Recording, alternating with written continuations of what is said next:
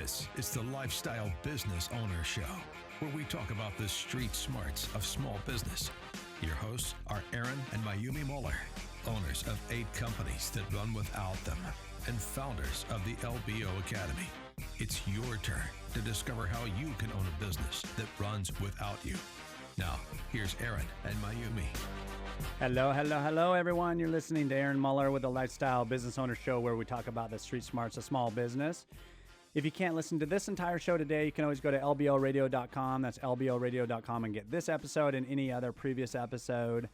Today, a lot of you guys may already know, I've been selling businesses for like 17 years, dealt with tons of different buyers out there. And I just wanted to bring in a guest that bought a business from me, and especially somebody that didn't know anything about the industry that they were actually buying. I actually sold this business to our guest a couple years ago. His name is Daniel Stralberg. Daniel Stralberg is currently the owner of Vogel's Carpet and Flooring, a floor covering retail store in North Seattle, specializing in sales and installation of carpet, hardwood, laminate, vinyl, area rugs, and countertops. But prior to that, he actually was a business consultant for 18 years, including 4 years with an accounting consulting firm you guys may have heard of, Arthur Andersen.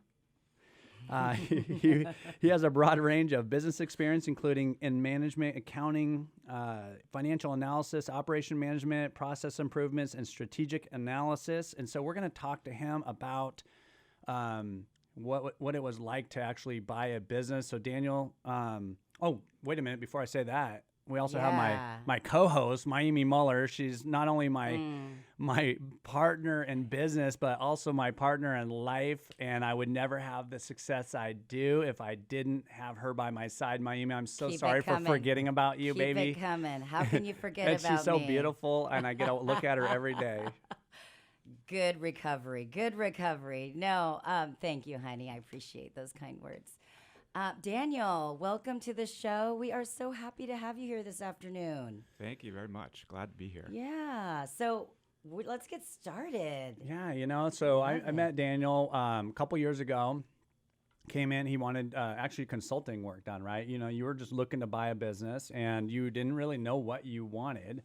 Right. And you came from this background of basically consulting, so you were helping other business owners, or business, usually larger companies, right? Correct. Yeah. And you were out there helping people out and, and they're getting their financials in order and understanding, how to run a business successfully. But you're like, you know what? What was the reason actually? I want to kind of find out why did you decide in your head that you were thinking you wanted to go buy a business? Well, there are a few reasons. Consulting often took me out of town, and I had a very young family, including a 1-year-old daughter at the time. Yeah. And I was tired of the travel. Okay. That was one thing. And I was tired of working for larger corporations where I might do some analysis, that put a lot of effort and thought into it, and make some recommendations, and then for one reason or other beyond my control, things didn't go the way that they should. Yeah, they didn't follow your advice. Either they didn't or they couldn't. Darn those guys. Yeah, and so I wanted to use my skills in a way that I knew I could see immediate impact, immediate results. Yeah. And small business seemed the way to go to do that. And I wanted to be local. I wanted to have an impact on the local community. That's great. And also wanted to build something for the long term, an investment that's going to pay off down the road, and a lifestyle that's a little bit more flexible than my former situation where I was basically paid by the hour. Yeah, you were the guy, right? I mean, you basically had a job. You even though it was your business, it was a job, right? Yeah, it was a glorified business. But it was based on the number of hours I put in. Right. Yeah, which is really hard to make a living. And it was about in the long you. Run. I mean, you didn't have any employees, right? No, it was correct. just you. No, however many hours he billed out was his his thing. revenue. Yep. So, so you went out, you came in and said, Aaron, help me out. I found a couple businesses I want to, buy. And I remember one was like a cabinet business and maybe like a fence business. And I mean, you were just kind of, you were kind of sticking with the construction industry, it seemed like, I see a theme. There definitely was that part of it, but but we looked at a few different things and tried to buy them, and then this one came around, which was a flooring company, right? So tell me a little bit about the process you were having and looking to buy a business, and why were you not, being a numbers guy, this is what's so unique about you, because I typically will say that, wow, man, accountants are they're really the most difficult people to actually sell a business to, because they overanalyze everything and just crunch it too much, and they don't have a big picture, And I would like to do your Myers-Briggs one day, because I feel like you may have an N in you, and you are a intuition, big thinker, picture. Because. Do you know your Myers-Briggs? Do you? I did it many years ago. Okay. So that's a no. Yeah, We'll get that's it. a no. We'll get it to you. I think INTJ is probably what I... See, I know That, Is that right? That sounds yeah, right. That sounds That right sounds too. right. So the J makes you a good accountant, type or numbers cruncher, but the big picture part of you came out in that N and allowed you to think beyond those numbers all the time, and that was what was really cool when it came to you looking at buying a business. So you really took me back. I'll be honest with you. You weren't the typical. And so a lot of times I just get frustrated and I'm like, okay, well, I can't even really find this person. Usually when an accountant calls me up, you know what I say? Yeah, I'll keep looking for you. Yeah. I'll let you know when I find something. Or here, let me send you over to my wife.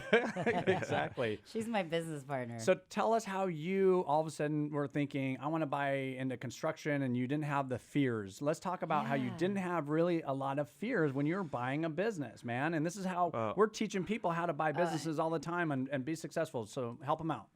Well, you could say I didn't have any fears. Maybe it appeared that way. I try to stay calm and composed, but it's really a matter of facing the fears and going ahead anyway, Yes. and calculating your risks and looking at the cash flow. I mean, you got to look at the numbers, Right? Yeah. but also get a good feel for the business. And for me, I wanted something that was established, Okay. had a great reputation already, Yeah. Yeah.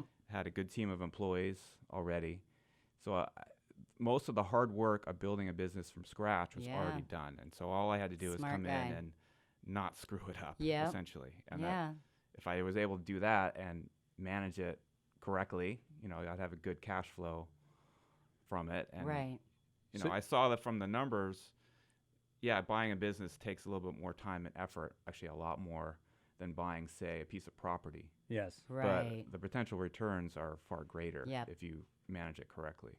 Absolutely. So you're able to use your Absolutely. logic thinking Yes. when it came to the numbers portion to subside your fears Yeah. of actually going into an industry that you didn't know about, because you're like, well, the numbers will kind of take care of themselves if I do what I should do, which is just go in there and have a good mindset that I'm going to make this successful, right? I mean, Yeah, that's Sounds- right. And for me, with Vogel's, there was definitely a learning curve, and you have to be prepared for that. oh yeah, There's no Oh, amount absolutely. of studying you can do before day one to totally eliminate the rush and feeling overwhelmed. And you just have to step through that and stay in the moment and realize that there's a long-term plan here, and you're going to be very uncomfortable for the first, say, 3 months Right. to a year. And the level of discomfort is going to decrease. Right. And you're going to get comfortable, and things are going to get better. yeah. That's great. And you've been actually kicking butt over there, right? You're doing pretty good. So from the last conversation we had, am I correct? We're doing pretty well. I'd Yeah. say I've maintained the momentum that the prior owner carried into this kind of pretty booming economy from Yep. a construction standpoint, and able to at least hold steady. Really, when I came in, I thought that, well, there's going to be 3 phases to this. The first phase is just getting comfortable. And Right. that's that 3-month to a year process where I'm not going to try to change anything. That and Right. that's that is great, and we Love teach it. that is don't try to change everything in the beginning. Yes. Get in there and get situated, Yep. and make sure that everybody takes to your employees, your Right. customers, and that Yep. stuff. So you had that already in your head. That's great. Yeah, the main thing was to keep the employees, Yeah. keep them happy. I didn't want to lose any employees, and I haven't. That's great. Oh man, that's That's really And good. to try good. to keep as many of the customers Right. as possible, especially the larger, longer-term repeat customers. Yeah. And for the most part, we've done that. I mean, some customers naturally fall away anyway, Right. Yeah. and we've been able to get new customers to replace them. So Good. So prior to Vogel's, because they have had a good reputation, how long have you been in business then? The company. Vogel's itself started out in 1988. Oh, wow. So That was a while ago. So you had a nice Yeah. over history. 30, It's been 30 years 30 now. years, All right. yeah. That's a good history base right there. Yeah. And you've had it for a couple years. That's awesome. And you've got 3 little ones that you are just going to bring up the rope so that they can, So they can help take over daddy one in day. the business. You got laborers for Yeah, when we got laborers. They always need jobs when they're in junior high, middle school, and high school. No, that's great. So, yeah, Aaron, going back to Myers-Briggs, I agree with you. I think that the N, I can see, yes, Daniel seems, very methodical. Methodical, I maybe. can see his brain, going as to what to say so that he says the correct things. But that N gave you a little bit. You're like, okay, you know what? Let me just see what could happen if I buy this business. Well, I don't know if Aaron remembers, but it took about a year to find the right business. Was it? I mean, there was Man, some- I didn't some bill you fits enough and then, did I? starts. No, you- A year of working with you, and I got to go back in my books and find out why. Maybe there's some hours I need to rebill you for. I wasn't in your office every day Yeah.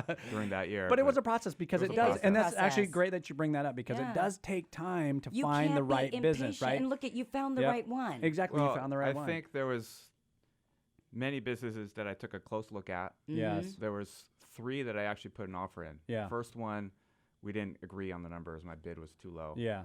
The second one was accepted, and it fell through during Due due diligence. Yeah, they were like the seller. Yeah. This is where a situation where they just weren't providing the data in a Right. timely They manner made in me an very organized, uncomfortable. right? So Yeah. they're Right. making you feel uncomfortable. Right. Yeah. And Gotta then go with your gut. immediately after that one fell through, I actually felt a little bit of a relief.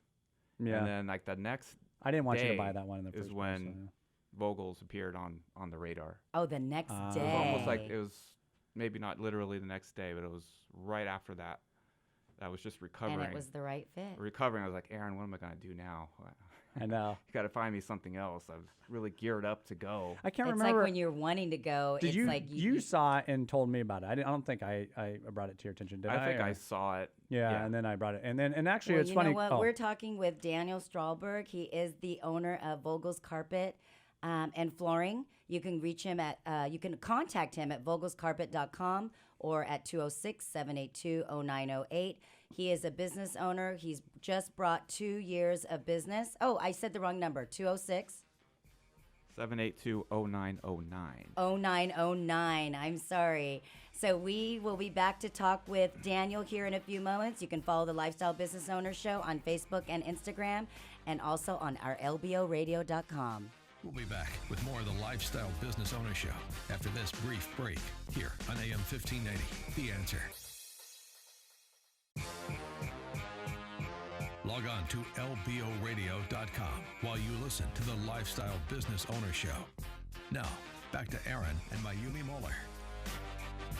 Welcome back to the Lifestyle Business Owner Show, where we talk about the street smarts of small business. Today we're talking with Daniel Stralberg. He is currently the owner of Vogel's Carpet and Flooring here in the Pacific Northwest. It's a business that he bought just 2 years ago, knowing nothing about the industry at that time. You can contact him and his amazing team at vogelscarpet.com, or you can call them at 206-782-0909. And when we last left Daniel on our last segment, we did touch a little bit about, a couple things. One thing is buying a business that you know nothing about. Mm-hmm. So number one question that we as business brokers get is they'll ask us, I don't know how to do that business. And, Aaron has a great story because he bought an auto repair shop without knowing anything about it. But what I loved, what Daniel said in the last segment is that, he went in, bought the business, but he went in, he didn't change a darn thing. He went in to kind of get acclimated 3 to 6 months to a year, just kind of getting to know the environment that he was in and not making big changes. Right. Which can scare employees Yeah. when you come in and try to make huge changes right away. And if you really are depending on that business operating the same, at least from all your analysis, you want to at least maintain that, right? Or not dip too much. And you can really disrupt your business by going in there and like all of a sudden changing everything because it just freaks Right. everybody out, freaks right? everyone And they out. want to build some trust in you, and so And it sounds build like the you did a great, relationship with you. great job doing so that, man. how was it when you bought the business? It's the next day after you've signed all the documents with Aaron, and you walk in, and how did it feel? What kind of reception did you get from the employees or feedback? I think the employees took to me pretty well. I think I got a sense that they liked me as a person. Just from me, I met them ahead of time. I think they were all very surprised. Yeah, because we didn't And we never introduced you to anybody prior to the deal, right? They Closing. learned that the business was being sold about an hour before I showed up. Yeah, and that is Oh. normal. You know, in a That lot of cases, is. that's very normal that we don't, because we don't want to disrupt the We don't wanna business in disrupt case it. something happens, like an owner is or the deal doesn't happen. You know, we don't want to disrupt that business for a period, and now they're all like Right. wondering what's going on. So we do it at the last minute a lot of Right. times. So I think they wanted to get a comfort level with me. Right. They also wanted to know that I wasn't going to come in and make major changes, and that I wasn't going to Right. cut staff or get all new staff. That is the number one concern. You know. And they were glad to hear that long run I wanted to grow the business, Right. which means more work, more. more work, job more security. Money. job security, more Right. money. Yep. So based on those things, I think people probably had the attitude that, hey, let's give this guy a chance and see Yeah. how it goes. Cool. Everyone wanted to keep their jobs. So that was a good starting point. We kind of just built from there. And did you find that, you know, because you're getting to know the business, you're an outsider buying a new business, new industry that you're in, were the employees helpful to you? I mean, were they just wanting very. to get in there and just teach you everything? Very helpful. I had Good. the prior owner there for the first 2 months. Great. And the existing employees obviously helped me quite a bit. And you have to come in humble. Yes. And you're a bit vulnerable because you don't have all the answers. Yeah. You can't I be love that that. kind of a boss That is where good. you're telling people what to do every day. Right. You have to listen more to your employees, Love. and I think that made a big difference. I think so too. And I do. I believe that when you're going into a business, you have to go in humble. And you have to know that this is a new chapter in your life, and you don't know everything. You know, Aaron, you know, when he bought his auto repair shop, he tells the story in the book. You know, did he want to spend $15,000, wasn't it, babe? Yeah, for on a on a consulting. consulting company. You know, I mean, that's a lot of money. First, you go in and you buy this business, and now you got to spend $15,000. But you know what? You got to put Right. the ego aside. You've got to be humble, and you've got to know, listen, this is somebody that I'm hiring because they're an expert, and I'm going to Yep. do this because it's an investment in not only myself, but my business. Right. Yeah. I came in and I had to invest a lot of my own time. Right. I think what helped with the employees is they saw that I was willing to get in there Yes. and learn all the ins and outs of the business and do it. You know, were go willing out to in the get your sales hands floor dirty. And when yep. I didn't know very much. Yep. And just try it and know that I was gonna say the wrong thing sometimes Right. at the beginning. Exactly. But that was the only way to learn. Absolutely. And I pretty much had to learn every piece of the business.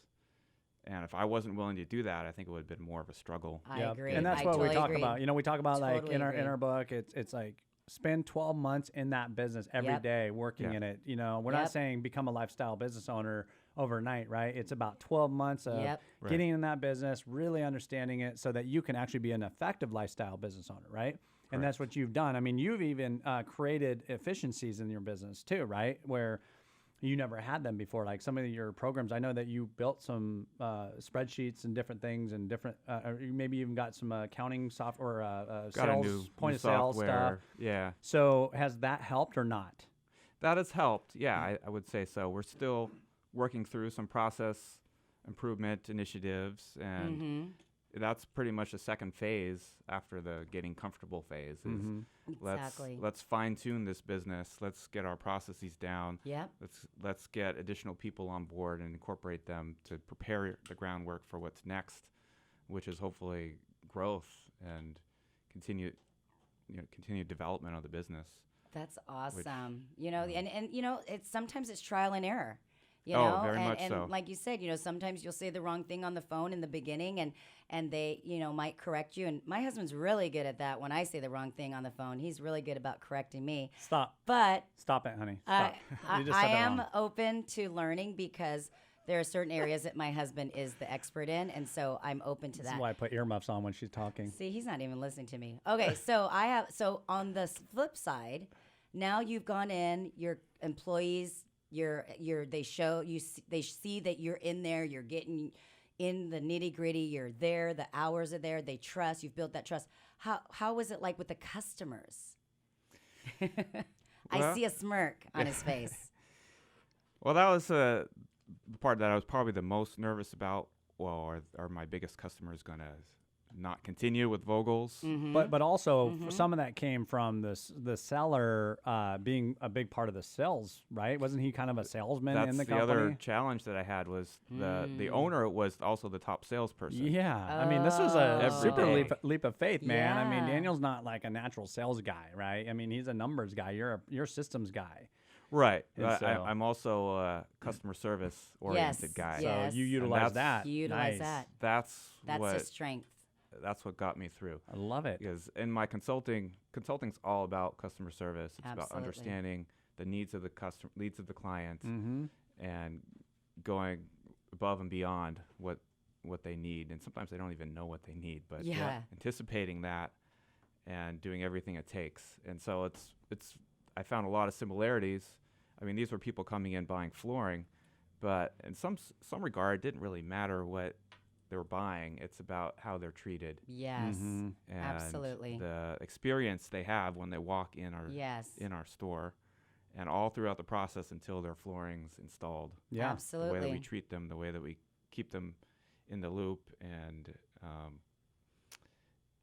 No, that's so true. It's the process. It's the journey that you take, the experience that you take with that, the company that you're working with as a consumer. Like with me, you know, there's other carpet companies out there, right?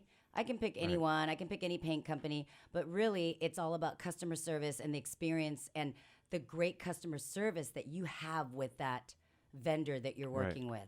But also, can I just say something? I think that Yeah. also, and tell me if I'm wrong with this, but I feel like you actually created an environment that it wasn't about the individual buying from, but actually the business that they wanted to buy from. Not, you know what I mean? Like they're not looking to buy from the best sales guy in the place, Right. but Well, now before it's it was the like best sales the guy. business actually takes care of the client. Mhm. Am I right with this or not? Yeah, that's true. And we That's had people great. coming in, walking in the door. I remember this from the very first week I was there, where all of a sudden I was alone in the store, and everyone else was out on appointments or out sick. You told him you were the janitor, didn't you? Ah. And I had this couple come in, and I was able to direct them to the right place and answer a few questions. And they came in, they said, "Oh, Vogel's, I've heard so many great things about Vogel's.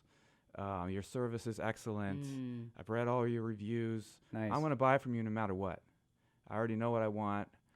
Let's set up an appointment for a measure, and let's do it." And That's so I great. realized, hey, I can handle that. I can Yeah. handle heck, that. heck yeah. Can Type handle of- that. Make sure you let people know again, like introduce who you are again, and then also how to get a hold of you if they want to get some new carpet and flooring at your place. Yeah. Might as well. That's a good Just opportunity tell us right now. your website and the Yeah, phone our number. website is www.vogelscarpet.com, and our phone number is 206-782-0909. Awesome. Well, we have about like a Couple minutes or couple so. seconds left, and so is there anything that you want that you feel like you would like to tell the listeners in regards to being a business owner of a little over 2 years? What information would you like to give out to them? Yeah, some advice on buying advice. a business that they know nothing about. That would be good. Do you have any advice like that? Well, a lot of the things I kind of touched on, Mm-hmm. Do your homework ahead of time. Yep. Know what you're getting into. Yeah. Yep. Be prepared to work very hard at the beginning and as long as you need to. You to hear make the that? business Be successful. prepared to work. There's no magic formula Yeah. for coming in and being successful. Well, you in your haven't read the business. book yet, then, have you? The And- Lifestyle Business Owner. He just yes, got it there today. is. I just got it today, but I'm going to study up on it. And No, that's awesome. No, I totally agree with that. Thank you so much, Daniel, for being on our show this afternoon. If you want to have any flooring or countertop needs, that you can contact Vogel's Carpet and Flooring at 206-782-0909, or you can go to www.vogelscarpet.com. That's VOGELS carpet.com. Here at the Lifestyle Business Owner Academy, we're not rendering financial or legal advice. We're not telling you what you should or shouldn't do with your business or your money. We are just simply telling you what we do personally. When we come back, we're going to start our LBO segment. This is where we talk about how to buy a business, grow your profits, and make it run without you. Make sure you follow us on the Lifestyle Business Owner on Facebook and IG. You can also listen to the Lifestyle Business Owner Show anytime, anywhere on lboradio.com. That's lboradio.com. Thank you, Daniel, for being on our show, and go to Vogel's Carpet.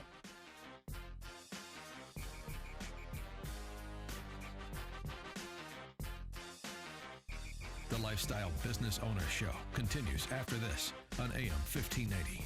The Answer.